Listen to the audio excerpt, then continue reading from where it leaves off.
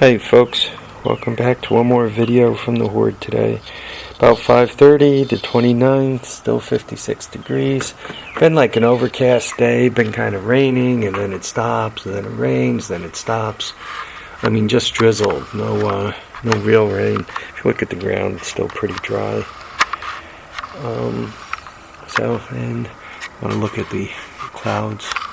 People are into clouds. There you go, there's some clouds for you. Alright, so this is the second video. A few things. I've been poking around in here trying to make a little space. The amount of space between here and here is 11 feet. And that's including the tail. It's 11 feet.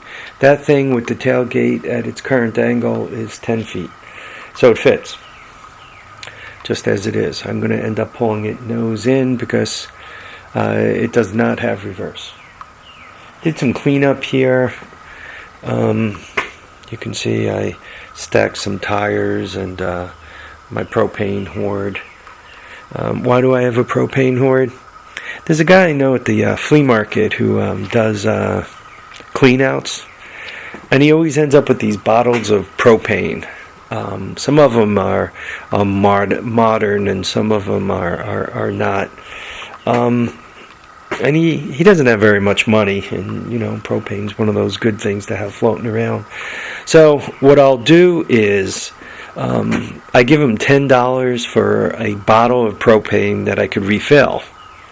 And sometimes the bottles are half full anyway, so I'm more or less just buying the propane from him. He's thrilled to death because where he's from, a fairly affluent area, nobody else will buy partial filled bottles of propane from him. Even the older bottles, the ones that cannot be refilled, like this guy, because the date's out, even these bottles, even though if I can't get them filled, but there's some propane in them, I normally give them, 5, 7, 10, depends how heavy they feel. I'm buying the propane from them. What do I do with propane? Got that little propane heater there. So use it for that, use it for the barbecue. Obviously I could do something with the propane. There's always something to do. So, I don't know if you recall, there used to be a cement mixer in a box there. Now the cement mixer in the box is over there. There used to be that aluminum tank for the forklift tug. Now that was floating around over there, and now it's here. Stacked the tires up, just kind of made myself a little bit of space. So, anyway, wild-eyed northern boy. My garage is still a mess, and I still have a lot of work to do, but Rome wasn't built in a day, and we're just getting started. So anyway, we already had a video about this, but on another topic,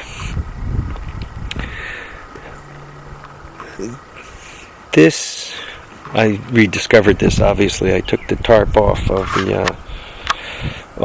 the Red Rider, and here it is sitting here. Whenever you walk up to a bike, you always got to start in the beginning, folks. What kind of shape is it in? Well, it's got a front fender, and the headlight is somewhat there, minus some of the glass because it's busted. So, oops. Forks are there, though the boots are torn. Gas tank's there, though it's not wearing a cap, and if you put your nose into it, it stinks real bad. Engine's on it. And it doesn't look half bad. I haven't checked the oil. I don't know if it'll come loose. Oh, yep, it'll come loose. Looks like it's overfull, and the bottom of the dipstick is broken off. Rear end is there in its current configuration. I can't test it to see if it's solid or not. Tires are here. It's got the old split rim on that side. front one's a modern one. I can't see the other side. It's got a recoil starter. No matter what, a functional 200S recoil starter is worth $75 to $125, depending on how pretty it is. This is probably a $75 unit. Bolts 1, 2, 3. It's not one there. I think there's 5, so that one's, yeah, it's missing 2 out of 5. Sprocket doesn't look bad. Chain feels pretty crunchy. Fender, pretty sun-baked. The missing the top, missing the cover for the points, or for the Hall effect ignition there. It's like somebody spray painted this gray. You can see it, particularly on the bolt. Don't like that much. The exhaust looks pretty good. Just to show you the tag. 84 200S. 200S is a nice bike. The 84 is a particularly nice bike. The earlier ones, because the shift pattern is down, which means you can gun the engine. You can put it in first, but hold it down, hold the thing down, which knocks the automatic out, which makes the automatic clutch slide, and you could gun it up and then let go of the automatic clutch and the front wheel will come up. It's got a broken shifter's gone. So if I were to see this bike someplace, what would I pay for it? I would probably to be honest with you, it's $100 rat. There's really just not much there. The tires are gone. I mean, other than the recoil starter, you know, the engine's got it's $100 rat. It's not a runner. The carburetor is there. Right, you are there. I mean, 150 maybe, depending on what I had in my mind. The exhaust is there. I guess it's worth about $150. If you wanted to buy this rig and said, "Oh, I'm going to fix it all up," you need $150 worth of used tires. You need about $300 worth of new tires. You need, I mean, unless you're going to run without plastic. I mean, the back plastic is going to set you back, I don't know, what's that, $200? Another $50 to get the seat straightened out. Gas tank's a wreck. Used gas tank with a cap and all. I don't know, what do those cost? $100? So we're looking at, once again, going cheap. Let's say we're going used. Used tires, $150. Maybe you can get the front to hold for a little while. Call it $100 on tires. I never see 200S plastic used anywhere. But let's say you manage to get... Is this on both? Oh, I guess you can replace individual fenders. Let's say the fender costs you $100. So there's $250. It's got an ignition problem, undefined. Let's throw $100 at that. $250, $350. I don't know. Do you want a headlight? $350, $400. What else do we got to do with this thing?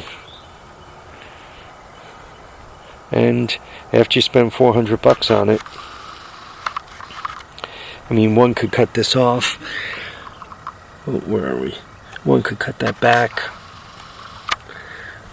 or actually grind it smooth, extend it if necessary, put a bolt on it, and then you know, basically turn your shifter lever into a weld a socket to your shifter level, and then bolt that on.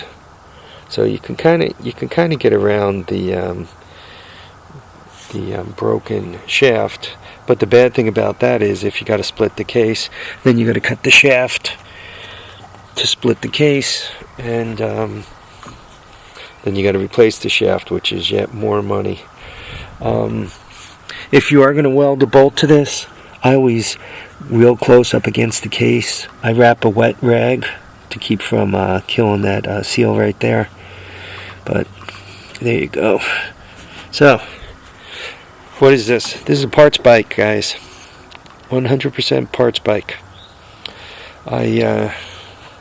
Though you might see it running, and you might even see me ride it. But to turn it into, anything worthwhile, how much money you got? Because it could take a whole bunch of it. So basically what you're going to end up doing is, if you pay $150 for the bike and $300-400 to get it running in decent shape, you can buy a bike in already good shape and not have a welded shifter rod for that kind of money. You can even buy, I'm even beginning to see older quads go for $500, so you don't need to get stuck trying to put this thing together. Oh, one last thing that's interesting. Whoever owned this, I don't know, could you guys see this? I'm going to step this video up, it's taking a long time. Could you see somebody scraped in here? DT and Missy, MISSY. So this was just picture two teenagers riding off into the wilds of Orange County with that thing, out into the boondocks, and spending some quality time together. Alright folks, take care, live, love, and have a great time. Catch you on the next episode of The Horde. Till then, don't pay too much for your three-wheelers.